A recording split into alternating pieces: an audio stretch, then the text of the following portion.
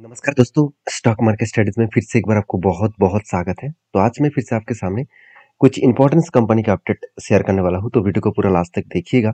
और अभी तक अपने चैनल को सब्सक्राइब नहीं किया तो जरूर कर लीजिएगा। कंटिन्यूसली इन्फॉर्मेशन और अपडेट पाने के लिए चैनल के ऊपर बने रहिएगा। तो चलो अभी देख लेते हैं कौन सा कंपनी है इस वीडियो के अंदर। फर्स्ट जो कंपनी है जिसके बारे में चर्चा करूँ उसका नाम है ट्रेंट लिमिटेड। देखिए ट्रेंट लिमिटेड जो है वो बेसिकली देखा जाए तो एक ऐसी कंपनी है जिसके ऊपर हर किसी का नजर है, क्योंकि कंपनी आज लाइफ टाइम हाई के ऊपर भी है। और जिस तरीके से कंपनी रिटर्न दिया लास्ट 3 इयर्स में कोविड के बाद, वो हर किसी को देखना चाहिए। अगर मैं चार्ट को आपके सामने ओपन करूं, अगर मैं कोविड लेवल से इस कंपनी के चार्ट को दिखा दूं आपको, तो आप खुद ही देख सकते हैं कोविड के टाइम में इस कंपनी का प्राइस कहाँ पे था। कोविड के टाइम में कंपनी का प्राइस से 400 के आसपास था। और सोचिए 400 रुपीज से आज कहाँ पे है, 4000 के ऊपर है। करीबन 1000% के आसपास रिटर्न दिया। 1000% का मतलब है 10 टाइम्स रिटर्न, 10 गुना रिटर्न कंपनी दे चुके हैं। तो क्वेश्चन ये है कि सर कंपनी इतना शानदार तरीके से एक रॉकेट जैसे परफॉर्मेंस किया, क्या यहाँ से क्रैश हो सकता है, क्या यहाँ से गिरावट हो सकता है? देखिए ट्रेंड एक ऐसे कंपनी है जिसका टाटा टाटा ग्रुप की कंपनी है। पहली बात आप खुद ही देख सकते हैं ट्रेंड का जो बिजनेस है वो किसके ऊपर है, फुटवेयर के ऊपर, एक्सेसरीज के ऊपर, टॉयज, गेम्स, फूड, जो ग्रोसरी प्रोडक्ट है, साथ ही साथ नॉन फूड प्रोडक्ट है। तो इस तरीके से प्रोडक्ट्स को कंपनी खुद के मॉल्स में बेचते हैं। और ट्रेंड के जो वेबसाइट है, ऑफिशियल वेबसाइट है, उसके ऊपर जाएंगे तो कुछ इंपॉर्टेंट पॉइंट भी आपको देखने को मिलेगा। जैसे वेस्ट साइड और साथ ही साथ जूडियक। तो जूडिया एंड वेस्ट साइड ये जो प्रोडक्ट्स कंपनी बेचते हैं। देखिए स्टार ये भी कंपनी का प्रोडक्ट है। तो अलग अलग कैटेगरीज के प्रोडक्ट कंपनी बेचते हैं, अलग अलग मॉल्स में बेचते हैं। तो कंपनी के बेसिकली जो बिजनेस है वो वेस्ट साइड, जूडियस, साथ ही साथ आप देखेंगे तो वो उत्साह, उस इस तरीके से एक अलग अलग मिसबू, उसके साथ साथ स्टार, इस तरीके से अलग अलग कंपनी का ब्रांड बना के रखा है जिस ब्रांड को कंपनी बेचते हैं। तो ट्रेंड एक ऐसे कंपनी है जिसका ग्रोइंग मूड हमेशा देखने को इसीलिए मिलता है क्योंकि अलग अलग कैटेगरीज के प्रोडक्ट, चाहे वो लो कॉस्ट प्रोडक्ट हो चाहे वो हाई कॉस्ट प्रोडक्ट हो, दोनों को ही कंपनी बेचते हैं। तो कंपनी का जो टोटल स्टोर्स है वो कितना है, 190 से भी ज़्यादा।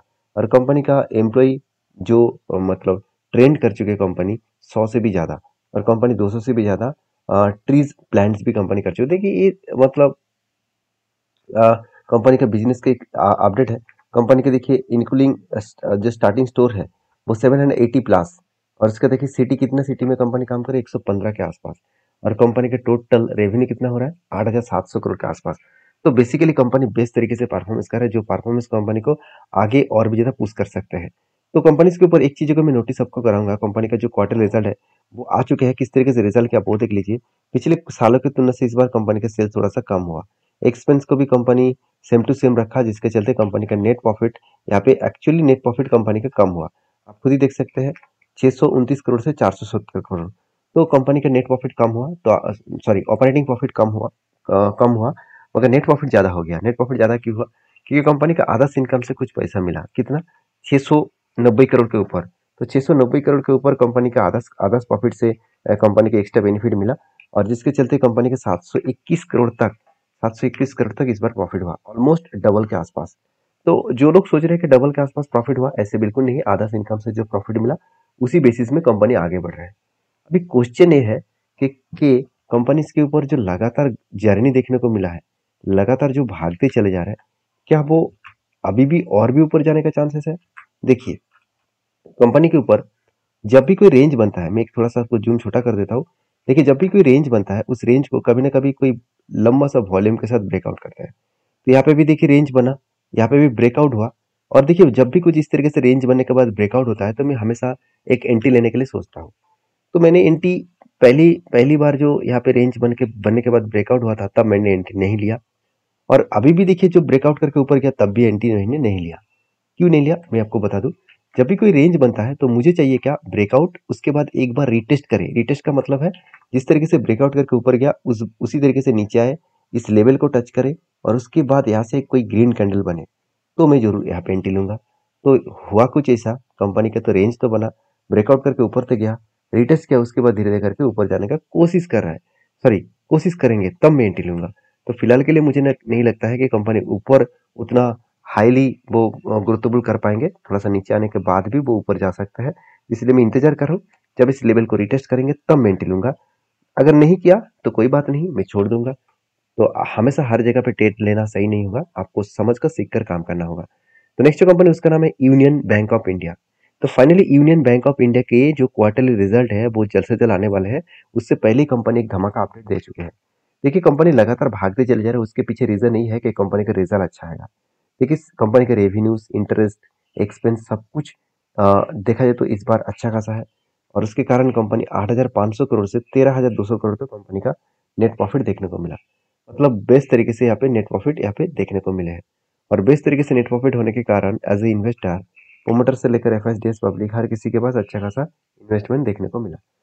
तो बेसिकली कंपनी के ऊपर जो टेक्निकली चार्ट पैटर्न है उसके बारे में बात करूँ तो कंपनी इसके ऊपर देखिए कोविड के लेवल से कंपनी के ऊपर शोल्डर बना 2 बार, उसके बाद एक बिग हेड बना, उसके बाद एक शोल्डर बना और एक शोल्डर बना। तो 2 बार शोल्डर बनने के बाद जब ब्रेकआउट हुआ तब इस जगह पे एंट्री बना और उसके बाद देखिए रिटेस्ट भी किया, धीरे धीरे करके ऊपर जा रहा है और टारगेट के नजदीक के आसपास है। इसका टारगेट निकल कर आ रहा है करीबन 170 रुपीज के आसपास। और एंट्री लेवल से अगर टारगेट तक देखूँ तो 77% के आसपास टारगेट मिलने का चांसेस है।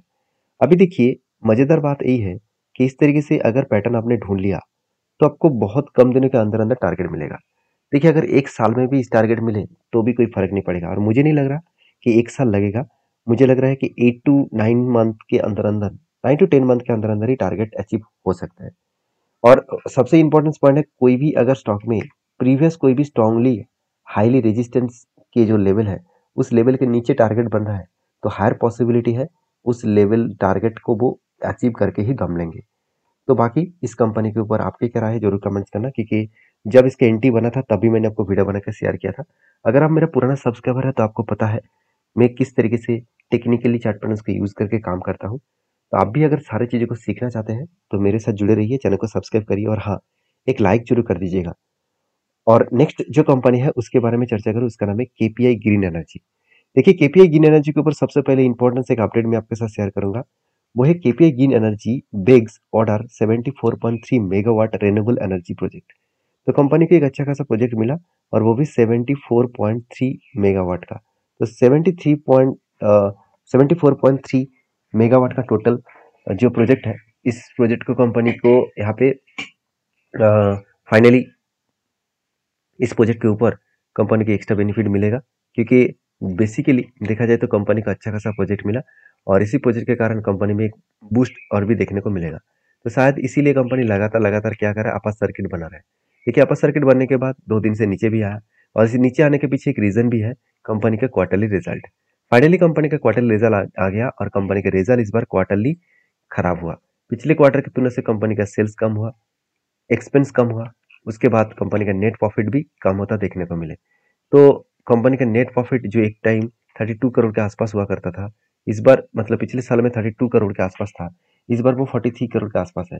तो बेसिकली कंपनी का नेट प्रॉफिट तो ठीक है ईयर ऑफ ईयर बेसिस में, मगर क्वार्टर क्वार्टर बेसिस में प्रॉफिट कम हो गया। उसी तरीके से अगर साल भर की बात करूँ तो साल भर में प्रॉफिट तो ज़्यादा हुआ, मगर कंपनी क्वार्टर्स को बीट नहीं कर पाए। यही इसी के कारण कंपनी के ऊपर सेलिंग प्रेशर है। तो मैं नहीं कहूंगा कि कंपनी गिरते चले जाएंगे, क्योंकि कंपनी के ऊपर जो पैटर्न्स बना था यहाँ पे शोल्डर कम हेड कम शोल्डर, फाइनली ब्रेकआउट करने के बाद ऊपर तक गया था, टारगेट अचीव होने से पहले नीचे आया। कोई बात नहीं, अभी देखना बाकी है कि वो इस सपोर्ट लेवल को टच करने के बाद वो क्या फिर से यहाँ से रीबैक कर सकते हैं। तो वो सपोर्ट लेवल निकल कर आ रहा है कितना, 1821 के आसपास। तो इस सपोर्ट लेवल को टच करने के बाद यहाँ से रीबैक कर सकते हैं और 2200 के आसपास यहाँ पे टारगेट को अचीव कर सकते हैं। बाकी आप समझदार हैं, समझदारी से काम लीजिए, सारी चीज़ों को सीख कर समझ कर काम करिए। मेरे तरफ से किसी भी कंपनी को बाई सेल का रिकमेंडेशन होता नहीं है, क्योंकि मैं कोई सेबी रजिस्टर्ड पर्सन नहीं हूँ कि मैं आपको बाई सेल का रिकमेंड करूँ।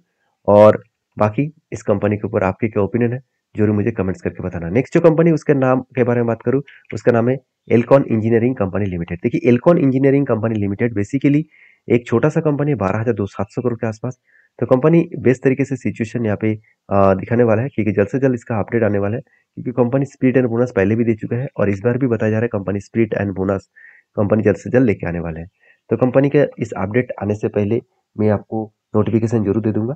तो मेरे साथ जुड़े रहिए, चैनल को सब्सक्राइब भी करिए। मिलते हैं नेक्स्ट वीडियो में, तब तक के लिए धन्यवाद।